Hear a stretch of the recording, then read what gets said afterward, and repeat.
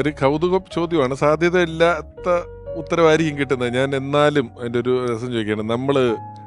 ഞാൻ കാണുന്ന ഒരുപാട് മിമിക്രി ആർട്ടിസ്റ്റുകൾ സ്റ്റേജിൽ സുമാന സാറിനെ അനുകരിക്കുമ്പം അമ്പടിക്കള്ളി ഈ സാധനം എപ്പോഴേലും അമ്പടിക്കള്ളി എന്ന് വിളിച്ചിട്ടുണ്ട്? എന്നെ വിളിച്ചിട്ടില്ല. ഞാനിത് അങ്ങോട്ട് കഴിച്ചിട്ടുണ്ട്.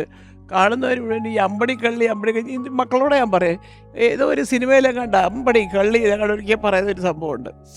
പക്ഷെ നമ്മളെ അങ്ങനെ വിളിച്ചിട്ടില്ല.